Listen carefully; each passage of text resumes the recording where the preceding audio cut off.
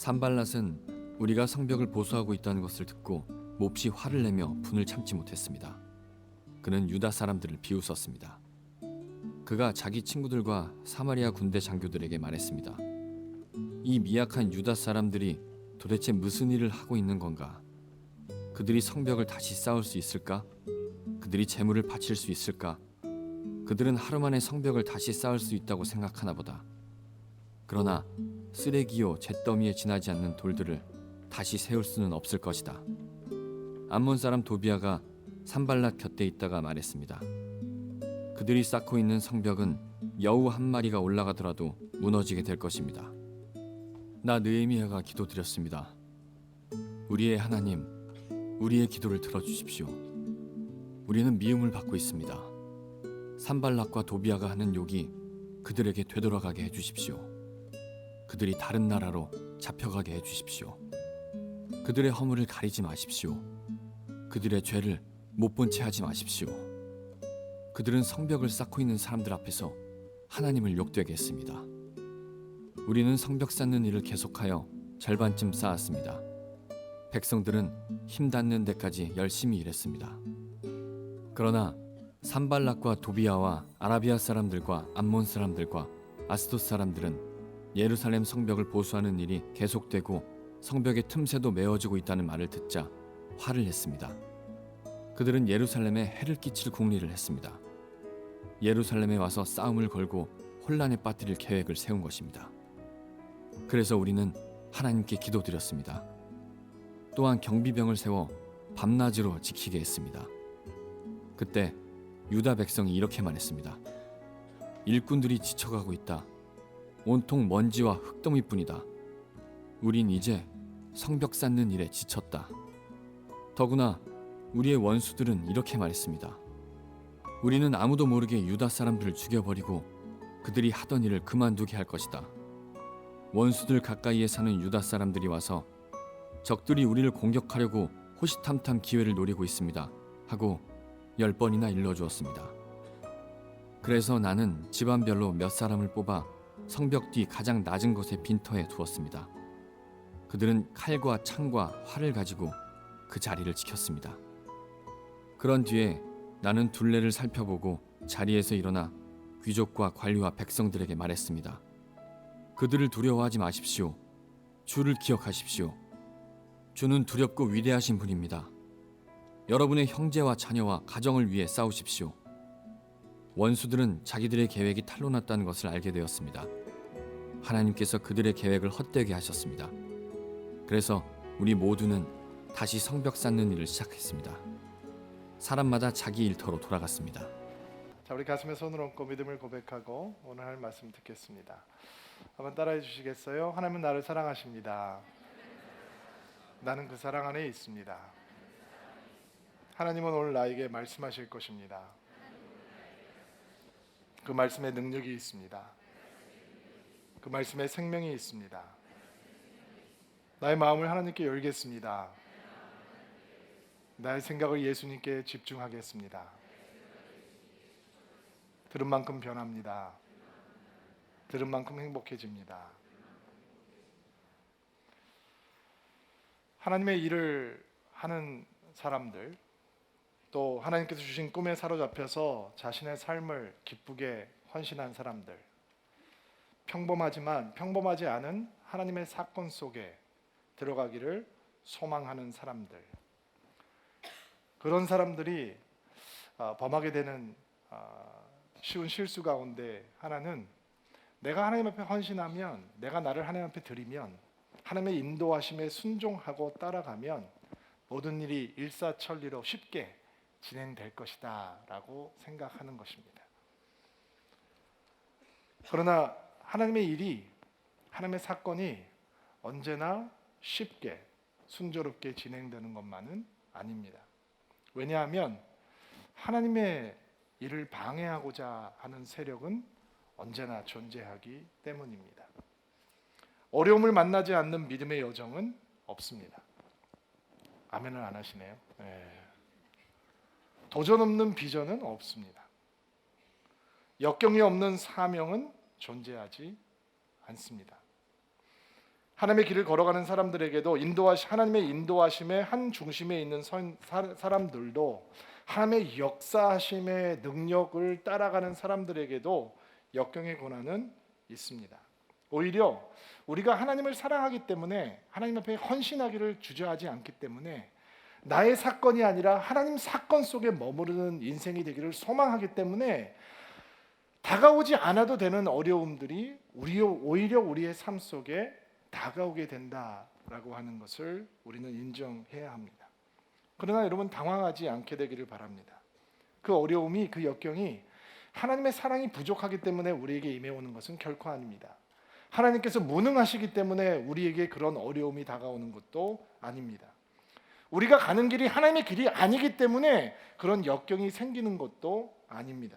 오히려 우리 그리스도 예수 안에서 경건하게 살고자 하는 자에게는 박해가 있을 것이다 라고 하는 주의 말씀처럼 하나님의 일을 하고자 하는 사람들, 하나님의 뜻을 온전히 따라가고자 하는 사람들은 그것을 싫어하는 세력이 있기에 박해와 역경을 경험하게 된다라는 것입니다. 그러나 여러분과 저 같은 믿음의 사람들에게는 그 역경이야말로 오히려 기회가 되는 것입니다. 역경이 다가올 때 진짜 우리 믿음의 위력이 나타나는 것이고, 아멘. 역경이 다가올 때 진짜 꿈과 비전의 힘이 드러나는 것이고, 역경을 만날 때 우리의 기도가 더 뜨겁고 더 깊고 넓어지는 것이고, 역경 속에서 우리는 하나님을 의지하는 것을 진짜 배우게 되는 것이고, 역경이 다가올 때 믿음의 사람들은 서로 의지하고 서로 사랑하는 진짜 공동체가 되는 것이기 때문에 그렇습니다. 높은 파도가 없다면 숙련된 선장의 가치는 드러나지 않을 것입니다.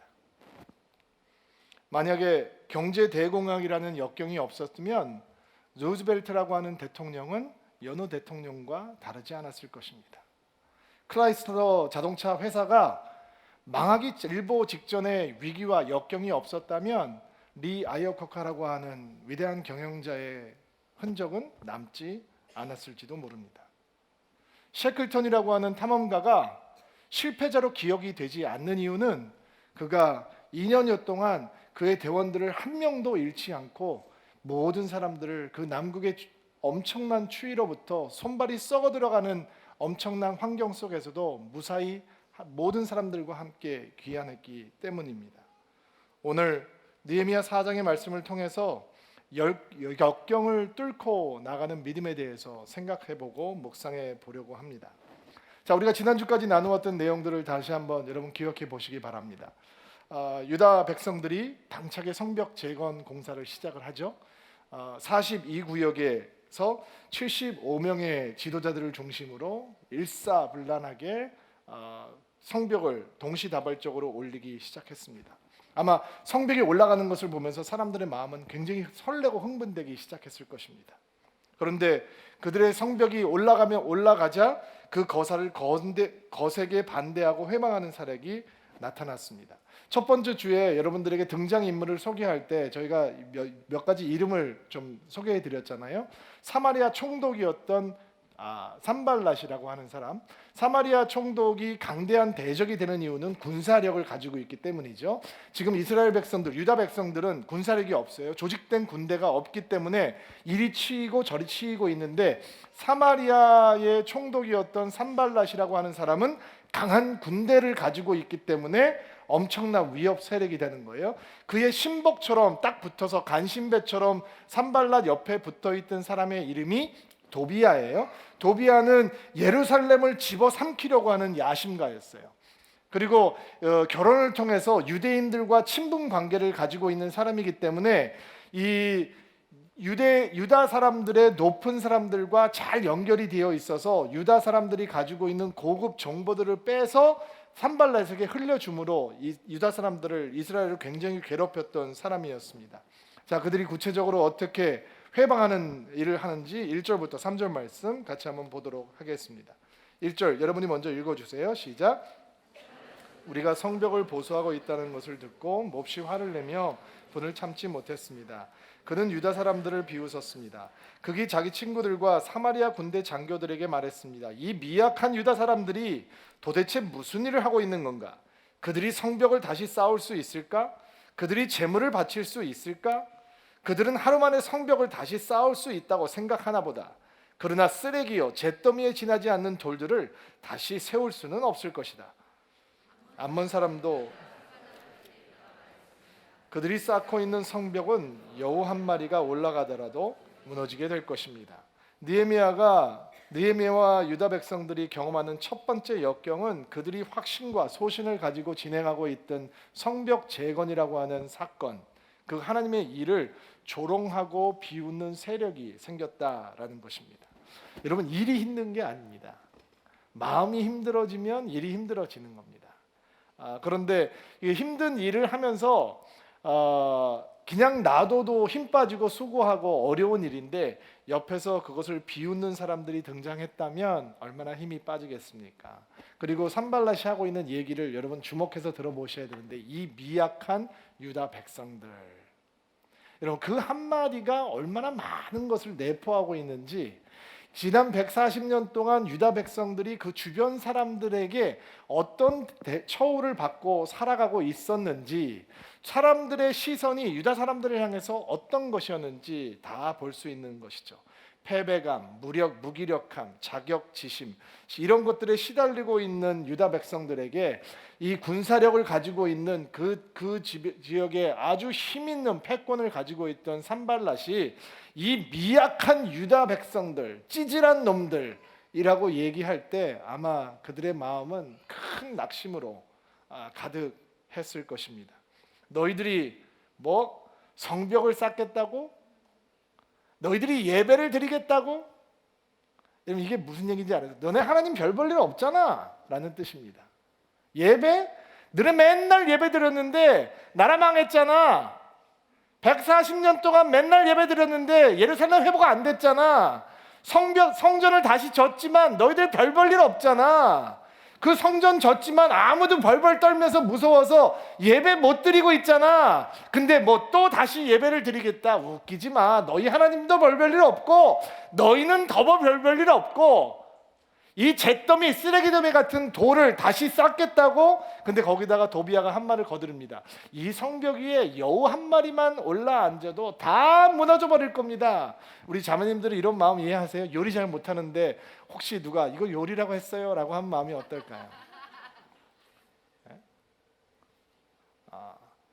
공부 잘 못하는데 이거를 점수라고 받아왔어 얘기하면 마음이 어려운 것처럼, 여러분 지금 그렇지 않아도 그들이 하고 있는 일이 제대로 가고 있는 건지, 건축을 한 번도 해본 사람도 아니고 140년 동안 무너져 있던 성벽을 쌓아 올리면서 하나님 이게 우리가 하는 게 제대로 될까요? 동시다발적으로 다 이루어지고 있는데 정말 우리가 이 성벽을 쌓을 수 있을까요? 그런 의심이 들만도 한데, 거기다 대고서는 이 미약 너희들이 하는 거 아무것도 아니야, 뭐 하는 짓이야, 이게 될 리가 없어, 소용없어 라고 하는 말이 들릴 때 그들의 마음은 어땠을까요?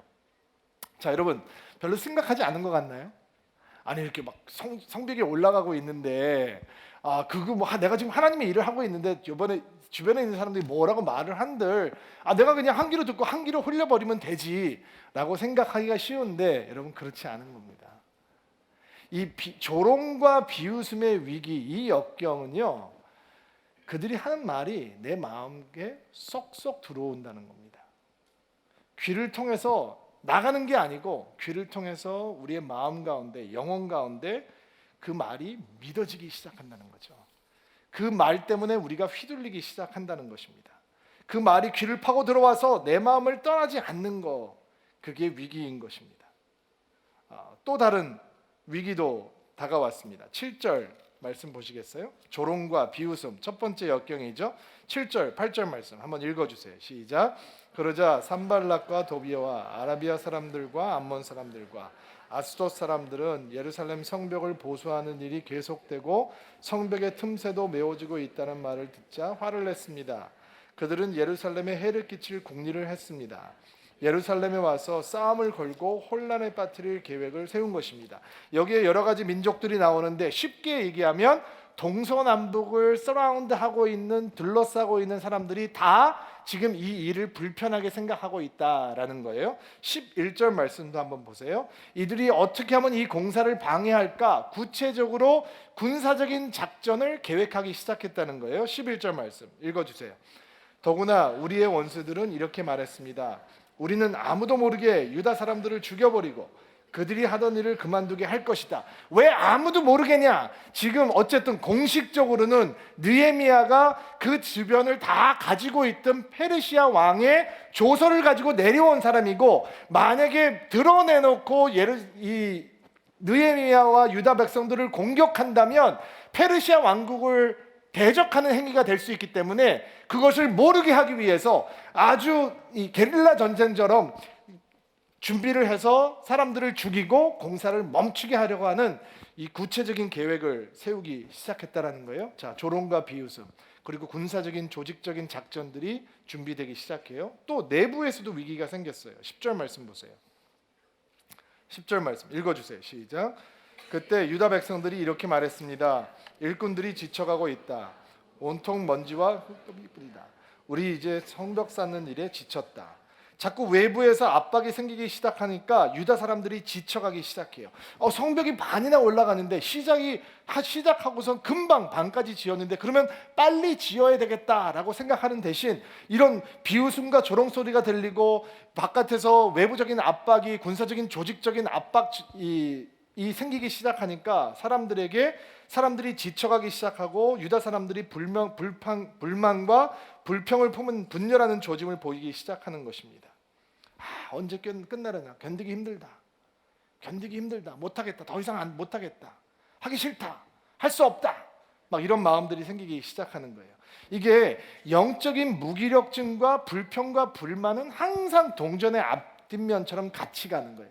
영적으로 무기력해져 버리니까 그 입술에 불평과 불만이 늘 함께 나타나게 되어 있어요. 또 다른 역경도 있었어요. 11절, 12절 말씀 다시 한번 읽어볼게요. 12절 말씀 시작. 더구나 우리의 원수들은 이렇게 말했습니다. 우리는 아무도 모르게 유다 사람들을 죽여버리고 그들이 하던 일을 그만두게 할 것이다.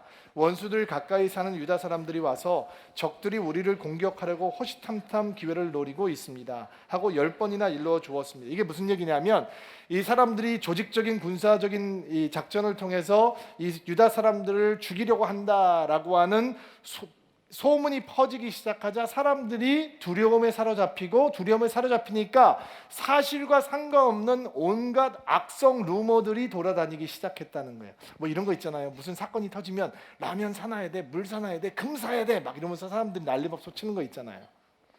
이게 와서 10번이나 일러주었습니다. 적들이 우리를 호시탐탐 노리고 있습니다 라고 10번이나 일러주었습니다 라고 하는 말은 무슨 말이냐면 지금 여리고에서 온 사람, 기브온에서 온 사람, 드고아에서 온 사람들은 집을 떠나서 예루살렘에 와서 공사를 하고 있는 거잖아요. 그런데 그 고향에 있는 사람들이 지금 사람들이 와서 우리를 침공하려고 합니다. 제발 빨리 와서 우리를 도와주어야 합니다 라고 하는 메신저들을 10번이나 보냈단 말이에요. 어떻게 일이 손이 잡히겠어요?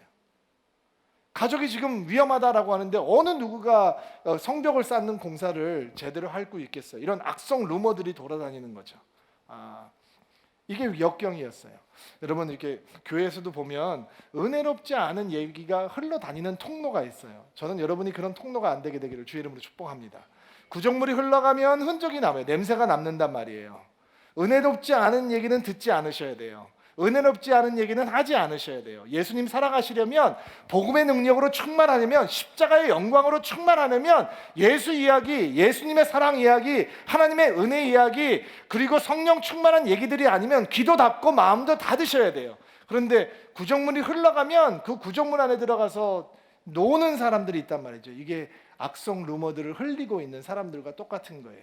여기에 보니까 이랬대더라 저랬대더라 하면서 이스라엘 사람들이, 유다 백성들이 공포감에 가득할 수 있도록 악성 루머를 돌아다니게 하고 있는 사람들이 있어요. 엄청난 위기인 거죠. 하나님의 일을 하고 있는 사람들에게 비웃음과 조롱을 하고 군사적인 협박과 위협을 가하고 그리고 패배감과 불평과 불만이 넘치기 시작하고 악성 루머가 돌아다니니까 사람들이 두려움에 사로잡혀 있고 분열하고 안 된다, 할 수 없다라고 하는 얘기로 가득해져 버렸어요. 근데 하나님의 꿈에 사로잡혔던 믿음으로 충만했던 느헤미야라고 하는 사람이 어떻게 이 역경을 뚫고 나가는가, 그게 오늘 우리가 붙들어야 되는 메시지인 거예요. 4절 5절 말씀 읽어볼게요. 어떻게 그가 역경에 무릎 꿇지 않는 믿음을 보여주는가. 4절 5절 말씀 읽읍시다. 시작. 나 느헤미야가 기도드렸습니다. 우리의 하나님, 우리의 기도를 들어주십시오. 우리는 미움을 받고 있습니다. 산발락과 도비아가 하는 욕이 그들에게 되돌아가게 해주십시오. 그들이 다른 나라로 잡혀가게 해주십시오. 그들의 허물을 가리지 마십시오. 그들의 죄를 못 본 채 하지 마십시오. 그들은 성벽을 쌓고 있는 사람들 앞에서 하나님께 욕되게 했습니다. 자, 어떻게 역경에 무릎을 꿇지 않는 믿음의 사람이 될 수 있는가? 스스로에 대해서 의심이 생기기 시작할 때, 현재에 대해서 믿음이 흔들리기 시작할 때 먼저 하나님을 바라보고 기억하는 것이 역경에 무릎을 꿇지 않는 믿음의 사람의 모습인 것입니다. 내 현재에 대해서, 내 스스로에 대해서 의심이 생길 때 먼저 하나님을 바라보고 기억하는 것. 여러분, 느헤미야는 외교수를 발휘할 수 있습니다. 불침공 조약을 맺고 그가 가지고 있는 명함, 왕의 조서를 들이대고, 내가 페르시아 왕국에서 임명받은 예루살렘의 총독이니까 너와 나와 함께 공존하자, 내가 너에게 이렇게 해줄게, 협약을 맺을 수도 있을 것입니다. 아니면 페르시아 왕권을 동원해서 조서를 올려서 이 사람들을 그들이 함부로 할 수 없는 더 큰 힘을 발휘해서 그들을 눌러보려고 할 수도 있었을 것입니다. 한번 들이받고 싶기도 했을 것입니다. 너희들이 강해? 너희들에게 힘이 있어? 그래, 한번 붙어보자 라고 들이댈 수도 있었을 것입니다. 그런데 그는 기도에 집중합니다. 멋지죠? 그는 그가 하고 있는 일들이 의심이 생기기 시작하고 흔들리기 시작할 때 먼저 하나님을 바라보고 하나님을 기억하기 시작합니다. 근데 여러분들께서 놓치지 말아야 되는 아주 귀중한 단어가 하나 등장합니다. 여기에 보면 기도를 어떻게 시작하냐면 우리의 하나님, 우리라고 하는 1인칭 복수를 쓰는 거죠. 나의 하나님, 그가 혼자 골방에 들어가서 기도하는 것이 아니라 우리의 하나님, 우리의 기도를 들어주십시오 라고 하는 얘기는 지금 느헤미야라고 하는 하나님의 사람이 하나님의 사람들과 함께 기도하고 있다라고 하는 것을 암시하고 있는 부분입니다. 이스라엘 백성들을 독려하고 그들이 흔들릴 때 우리가 바라봐야 되는 건 우리가 아니라 하나님이십니다 라고 가르치면서 기도의 자리에서 하나님 앞에 부르짖고 있는 것입니다. 그가 혼자 그 일을 할 수 없기 때문에 이스라엘 백성들과 그 일을 하는 것이 아니라 하나님께서 도와주시지 않으면 그들은 그 일을 해낼 수 없기 때문에 페르시아 왕이 백이 되어 주어서 그 일을 할 수 있는 것이 아니라 하나님께서 그들을 잡아주셔야 그 일을 끝낼 수 있기 때문에 그들은 하나님 앞에 기도하는 것입니다. 여러분, 때때로 자녀들을 키우다 보면 이런 생각이 들 때가 있습니다. 하나님의 도움 없이는 이 아이들을 하나님의 사람으로 키울 수 없다라고 무력감을 느낄 때가 있습니다. 아무리 정보가 많아도, 아무리 네트워크가 좋아도, 아무리 무슨 학원을 꿰고 있어도, 그리고 아이들을 내가 잘 관리한다 할지라도 세상 속에서 우리 아이들을 키울 때 내가 하나님께서 도와주시지 않으면 이 아이를 하나님께서 원하는 아이로 키워낼 수 없습니다. 그것을 깨달을 때 부모가 기도하는 거죠. 그렇죠? 그리고 하나님만 온전히 의지하게 되는 것입니다. 느헤미야가 내가 이 사람들 충분히 누를 수 있어, 산발랏 도비야 문제도 아니야, 나는 페르시아 왕이 내 뒤에 있어 라고 생각했다면 이스라엘 백성들에게 기도하자 라고 얘기하지 않았을 것입니다. 우리가 하나님을 바라봐야 됩니다 라고 도전하지도 않았을 것입니다. 그러나 그는 알고 있는 것이죠. 이 일이 하나님의 일이며 이 하나님의 일은 하나님께서 붙들어 주시지 않으면 완성할 수 없기에 그는 이 역경 앞에서 하나님을 바라보고 하나님을 기억하고 하나님 앞에 기도하고 있는 것입니다. 기도의 내용이 재밌죠? 유다의 대적들이 욕하는 것이 그들에게 다 돌아갈 수 있도록 도와주십시오. 포로로 잡혀가게 도와주십시오.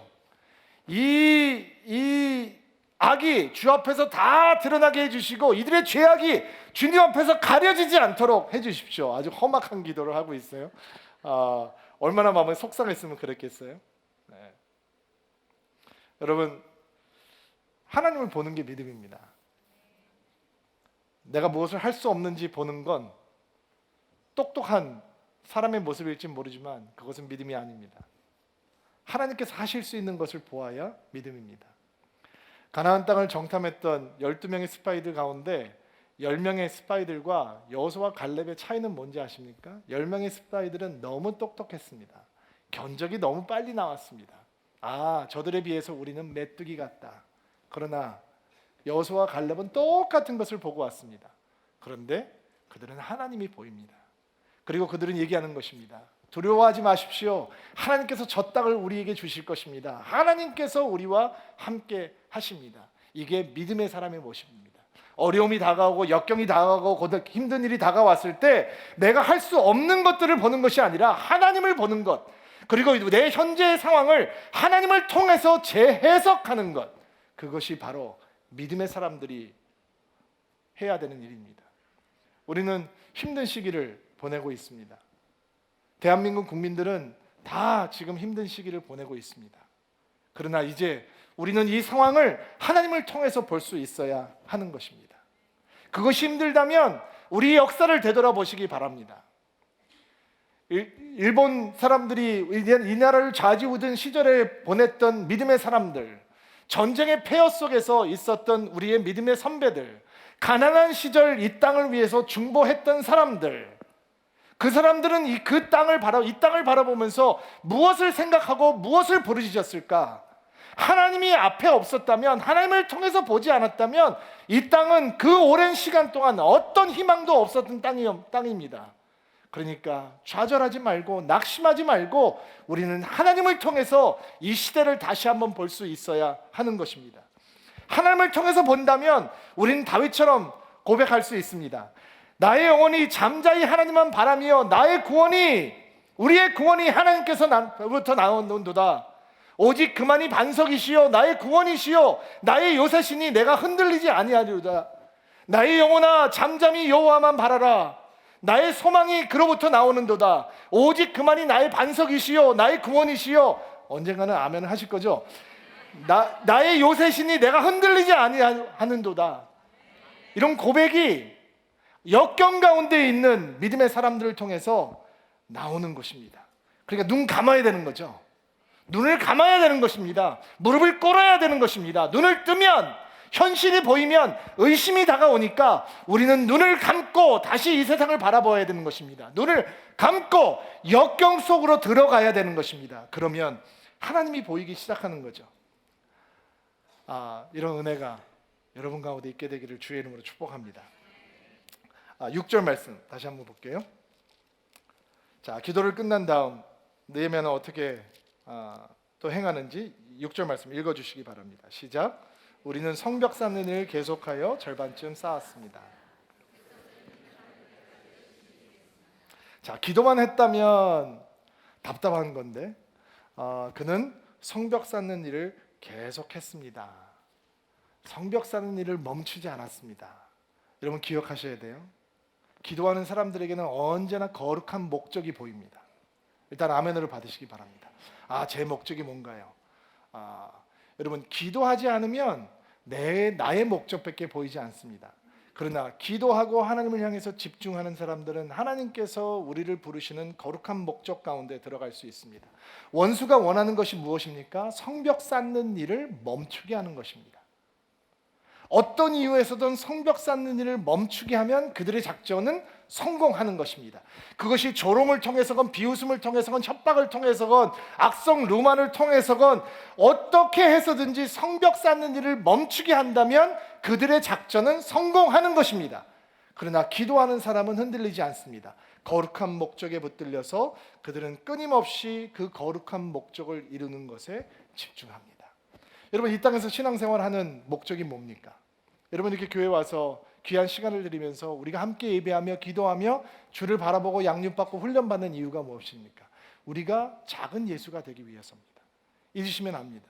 여러분들이 우리와 함께 만나고 신앙생활하는 이유는 우리가 분주하게 지내기 위해서가 아닙니다. 우리가 하나님을 닮아가기, 예수 그리스도를 닮아가기 위한 것이 목적입니다. 그 목적을 흐트리는 모든 것들을 거부하고 대적해야 하는 것입니다. 우리가 교회 안에서 신앙생활을 할 때 예수님을 사랑하고 예수님을 닮아가게 하는 그 거룩한 목적 말고 다른 것들이 들어온다면 막아낼 수 있어야 합니다. 그리고 우리는 그 기도를 통해서 그것을 할 수 있게 되는 것이죠. 기도하는 한편 거룩한 하나님의 목적에 집중하고 나아가기 시작합니다. 그러자 이 성벽을 쌓는 거룩한 목적을 붙들고 가니까 이스라엘에게 놀라운 변화가 일어나는데요. 지금 이스라엘 백성들이 조금 아까 제가 설명을 드렸던 것, 군대가 없기 때문에 이리 치대고 저리 치대고 있는 거거든요. 그러니까 이 협박이 오고 구체적인 군사 작전이 개시된다라고 하는 조짐이 보이기 시작하니까 성벽을 쌓는 거룩한 목적을 붙들고 있던 느헤미야와 유다 백성들 사이에서 놀라운 변화가 일어나는데 군대가 생기기 시작합니다. 느헤미야의 종들이 반은 성벽 쌓는 일을 하고 반은 감시하고 보초는 서는 일을 하고, 사람들이 짐을 날르면서도 칼을 차고 있고 창과 활과 화살로 무장을 하면서 이스라엘 사람들이 이제 군대가 되어가기 시작하는 것입니다. 하나님의 백성들이 가장 아름다운 모습으로 회복되는 건 하나님의 거룩한 목적에 이끌려 그들의 삶들을 살기 시작할 때입니다. 자, 또 볼게요. 11절 12절 말씀. 위기 상황엔 13절 말씀 볼게요. 자, 호시탐탐 그들이 예루살렘을 침공하기 위해서 작전을 짜고 있습니다. 13절 말씀, 그 대응책을 어떻게 느헤미야가 하고 있는지 13절 말씀 한번 읽어주세요. 시작. 나는 집안별로 몇 사람을 뽑아 성벽 뒤 가장 낮은 곳 빈터에 두었습니다. 14절 말씀, 그런 뒤 나는 블레를 보고 자리에서 일어나 귀족과 관리와 백성들에게 말했습니다. 그들을 두려워하지 마십시오. 주를 기억하십시오. 그는 두렵고 위대하신 분이십니다. 여러분의 형제와, 자, 이게 집안별로 사람들을 배치해서 이스라엘을 서로 보호하게 만들어주고 성벽을 계속 쌓는 일을 시켰다라는 게 놀라운 느헤미야의 헌신입니다. 왜 헌신이냐? 지금 상황을 보세요. 지금 어려운들이, 위기가 다가오기 시작했는데 이스라엘 백성들은 어떻게 반응을 하냐면 지쳤다, 못하겠다, 흙먼지뿐이다, 지겹다. 자, 여러분들에게 묻겠습니다. 여러분들은 그런 사람에게 여러분의 안전을 의탁할 수 있겠습니까? 여러분의 가족의 안전을 의탁할 수 있겠습니까? 앉아서 불평하고 불만하고 지긋지긋하다, 못하겠다, 하기 싫다, 관두자, 때려치자, 왜 맨날 나만 이렇게 고생하냐라고 하는 사람에게 다시 그 일을 맡기고 믿어주고 신뢰하고 할 수 있겠습니까? 어려운 거예요. 이게 굉장히 어려운 거예요. 그러나 느헤미야는 다시 그 사람들을 그 자리로 집안별로 믿어주고 신뢰하고 임파워를 하는 거죠. 정말 별 볼 일 없는 사람들에게 다시 하나님의 일을 할 수 있도록 돌려주는 거죠. 15절에 보면 아주 아름다운 말씀이 하나 등장하는데 15절 말씀 한번 보세요. 시작.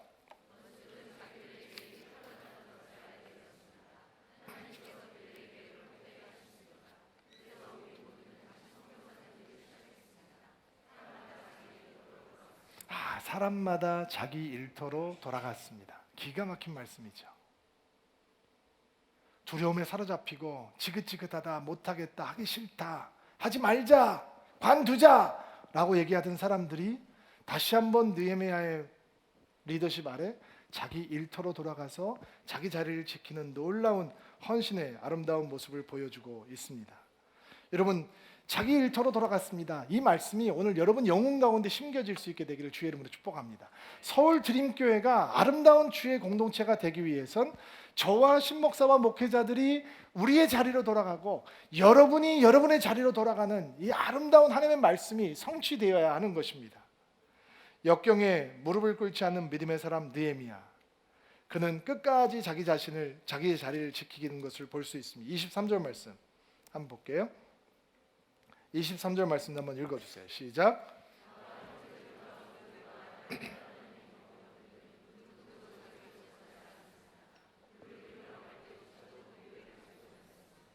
나와 형제들과 그의 형제들이 따라왔다는 암시겠죠. 종들과 경호병들은 누구도 자기 옷을 벗지 않았다고 하면 비상사태한다는 거죠. 항상 무장하고 다니면서 경계를 늦추지 않았다는 것입니다. 어렸을 때 한국 전쟁에 대해서 배우면서 아무 문제 없으니까 서울 시민들에게 걱정하지 마라라고 방송을 해놓고 다리 건넌 다음에 다리 끊어버렸다라고 하는 리더들에 대해서 배운 적이 있습니다. 진짜 나쁜 사람들이다라는 생각을 어렸을 때 했던 기억이 납니다. 여러분, 종죄의 영성이라는 것이 있습니다. 느헤미야라고 무섭지 않았을까요? 술 따르는 관원이 칼싸움을 하면 얼마나 잘했을까요? 전쟁을 하면 얼마나 많은 전술을 알고 있었을까요? 오합지졸 같은 유다 백성들 벌벌벌 떨면서 못하겠다고 하는 사람들을 다시 동료에서 자기 위치로 배치를 한 다음에 혹시 느헤미야 마음속엔 이런 생각이 들었을까요? 지금 이렇게 진행했는데 내가 지금 떠나면 그래도 내가 돌아가기 전에 완성이 되겠지. 내가 한 일은 다 했다. 나 이제 돌아가자. 위험한데 내가 여기서 이 사람들을 위해서 죽음을 당할 수도 있는데 그만하자 라고 생각을 할 수도 있지 않았을까요? 그러나 느헤미야는 위기의 항복판에, 역경의 항복판에 그의 사람들과 함께 하고 있는 모습을 볼 수 있습니다. 이번 주 설교 말씀을 묵상하면서 우리가 보고 있는 이 느헤미야라고 하는 역경에 무릎을 꿇지 않고 있는 믿음의 사람의 모습 속에서 저는 예수 그리스도의 모습을 보게 되었습니다. 십자가라고 하는 하나님의 거룩한 목적을 방해하려고 하는 사단이 얼마나 교묘하게 예수님을 공격했는지 모릅니다. 그런데 예수님께서는 끝까지 기도하면서 그 목적을 놓치지 않으셨습니다. 고통으로 가득한 현실 속에서 죄인을 만나시고 병자를 고치시고 어린아이와 여자들의 벗이 되어 주시고 상처받은 사람을 위로하셨습니다. 예수님의 믿음의 행동은 사람 냄새가 가득한 현실 속에서 그렇게 퍼져 갔습니다. 예수님의 제자들은 그분을 버리고 도망갔습니다. 그리고 그분은 외롭게 십자가를 지셨습니다. 그러나 부활하신 예수님은 다시 그 제자들을 믿어주시고 세상으로 파송하십니다. 너희에게 성령이 임하시면 너희가 권능을 받고 예루살렘과 온 유다와 사마리아 땅끝까지 이르러 너희는 나의 증인이 되리라. 증인, 어림도 없는 소리입니다. 그런데 예수님께서는 미련 두지 않고 하늘로 승천하십니다. 그리고 그 예수님께서 이 세상을 우리에게 부탁하십니다. 너희가 나의 증인이 되리라. 여러분, 무너진 곳이 이 땅에 보이고 계십니까? 그 땅을 무너진 곳을 수보하는 사람이 여러분과 저입니다. 믿음의 사람들.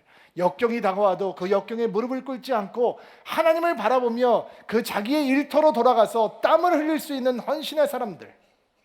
모든 것을 하나님을 통해서 다시 볼 수 있는 사람들. 그 역경 앞에 무릎을 꿇지 않는 믿음이 여러분의 믿음, 저의 믿음 되기를 주의 이름으로 축복합니다. 그리고 여러분을 주님을 기억하는 성찬의 자리로 초대합니다. 여러분, 주님을 기억하십시오. 세상을 두려워하지 마십시오. 어떤 역경이 다가와도 예수님 앞에 무릎을 꿇고 그 역경 앞에는 무릎 꿇지 않는 능력의 믿음의 사람들 되기를 주의 이름으로 축복합니다. 같이 한번 기도합시다.